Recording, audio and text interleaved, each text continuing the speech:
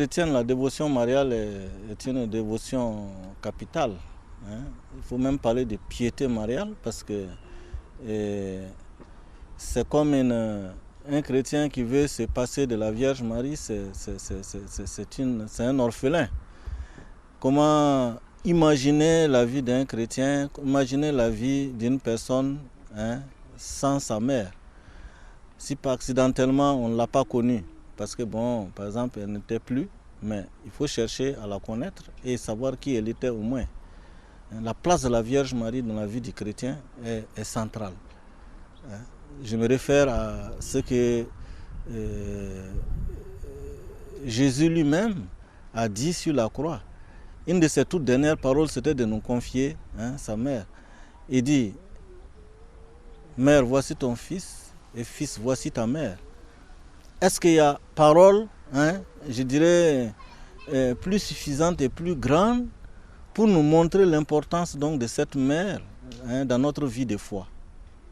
Non, je pense qu'il n'y en a pas.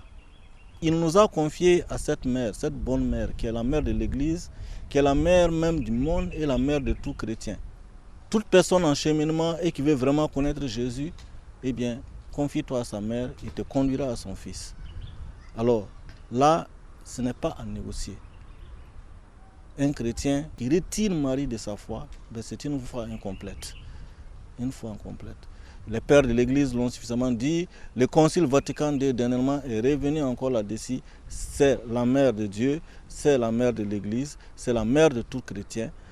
Donc, non, ça dépasse même une dévotion, c'est carrément une piété. Voilà. Pas de piété chrétienne sans la foi en Marie. Ça n'existe pas. Il y a ceux à qui peut-être d'une façon ou d'une autre, parce que la Vierge, je dirais pas apparaîtra, mais au moins la Vierge se fera connaître. Mais d'une façon ou d'une autre, la Vierge se fera connaître. Et elle se fait connaître toujours. C'est vrai que notre premier contact avec cette maman, la bonne maman du ciel, c'est souvent la catéchèse. C'est vrai.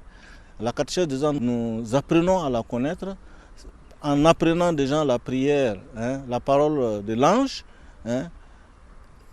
C'est vrai. Mais après, il n'y aura pas ce jour où il n'y aura pas d'intercession ou bien il n'y aura pas de prière à la Vierge Marie. Donc je pense que déjà la catéchèse et au niveau de la famille, les familles en tout cas pieuses, permettent déjà, c'est des canaux qui nous permettent déjà un contact avec notre bonne mère, cette mère du ciel. Bon, maintenant, la culture générale aussi permet de la découvrir.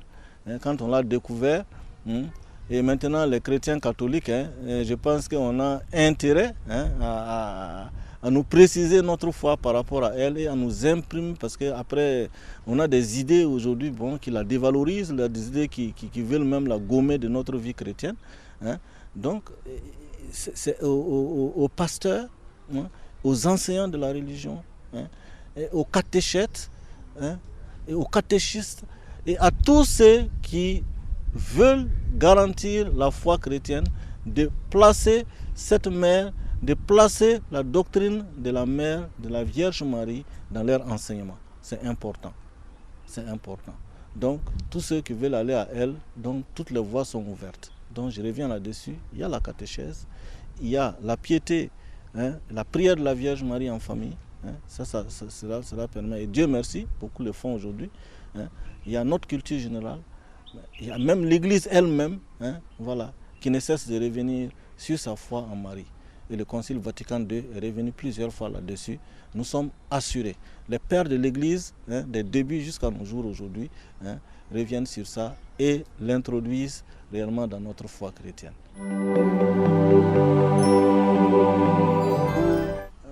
Marcher sur le chemin de Dieu, ce chemin qui commence avec l'Annonciation, ces jours-là, elle ne s'attendait même pas à quoi que ce soit, et la voilà qui reçoit la visite de l'ange. Et quelle fut sa réponse? Je suis la servante du Seigneur, qu'il me soit fait selon ta parole. Je crois la première chose que la Vierge Marie nous indique lorsque nous nous référons à elle par rapport à la sainteté, c'est la disponibilité. Voilà. Même l'appel que Dieu t'adresse en tant que chrétien, l'appel que Dieu t'adresse en tant même que laïc consacré, l'appel que Dieu t'adresse même en tant que consacré, ben, ma foi, si tu n'as pas la disponibilité, si tu ne fais pas preuve de disponibilité, tu ne peux pas répondre à cet appel. Donc l'appel à la sainteté, c'est d'abord la première condition, c'est la disponibilité. Et la Vierge Marie nous enseigne cela. Et le bon enseignement, le meilleur enseignement qu'il nous donne à l'Annonciation, c'est cela. Alors, la deuxième chose qu'il nous donne aussi de suivre, qui nous indique aussi, qui fait que le chemin de sainteté ne va pas aussi sans le chemin de l'autre. Vous voyez, elle a reçu l'annonce de mettre au monde l'enfant de Dieu. Et qu'est-ce qu'elle a fait tout de suite? Elle s'est mise au service de sa cousine. Le chemin de la sainteté passe par le chemin de la charité. L'amour du prochain. Du prochain qui a besoin de moi. Je ne peux pas me sauver seul. La sainteté isolée n'existe pas. C'est une sainteté qui passe par ma disponibilité aussi par rapport aux autres. Disponibilité à Dieu, comme la Vierge Marie nous le donne, nous l'enseigne, mais disponibilité aussi à mes frères et sœurs. Frères et sœurs qui ont le plus besoin d'amour, qui ont besoin de présence, qui ont besoin d'affection, qui ont besoin de charité. Voilà. Et comment la Vierge Marie nous enseigne encore, eh bien, je pense que c'est sa marche à la suite du Christ. Dans l'évangile, elle est très discrète. Mais nous savons, et quand nous lisons bien l'évangile, nous voyons que plusieurs fois, elle est présente. Tout simplement. Être avec le Christ. Elle est là, on peut même dire, la première des apôtres, la première des disciples. Vraiment, je pense que Dieu nous l'indique. Dieu nous la donne comme une mère. Dieu nous la donne comme une sainte. La première des saintes à imiter, c'est vraiment elle. Si tu décides d'être chrétien, ça veut dire que tu décides donc de suivre le Christ, parce que chrétien, ça veut dire celui qui a décidé de Christ. Qui est ce Christ? Sa parole nous l'a enseigné qu'il est le serviteur. Tous ceux qui veulent le suivre aussi, ben, c'est ce chemin-là qu'il faut suivre. Il est celui aussi qui est devant. Étant devant, il nous indique le chemin du salut. On a envie de dire, sans exagération, hors de l'église, pas de salut, c'est vrai. Les pères de l'église l'ont dit, sans être intolérants par rapport aux autres religions. Mais ce que j'ai plutôt envie de dire par rapport à ça en commentaire, sans être intolérant, mais hors du Christ, il n'y a pas de vrai salut. Il n'y a pas de vrai salut. Donc, si tu veux être chrétien, c'est de le suivre fidèlement. Et de le suivre fidèlement, d'abord en ayant une foi limpide.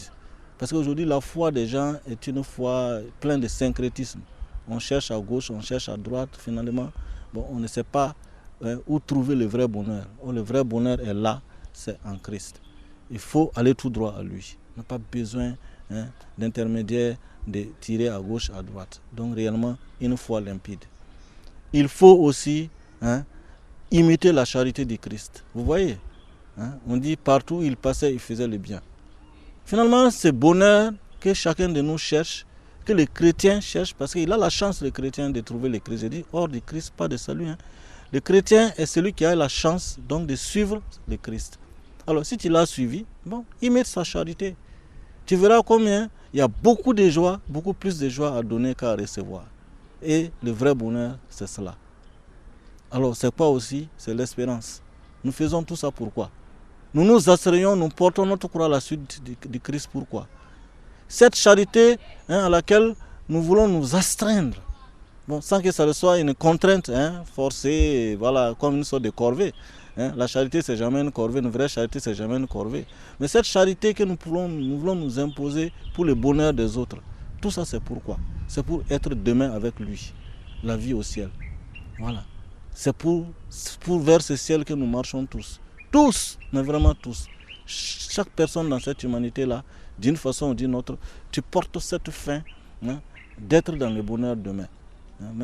Moi, je crois que même les plus grands athées même s'ils ne révèlent pas au fond d'eux, ils ont une étincelle de bonheur qu'ils cherchent.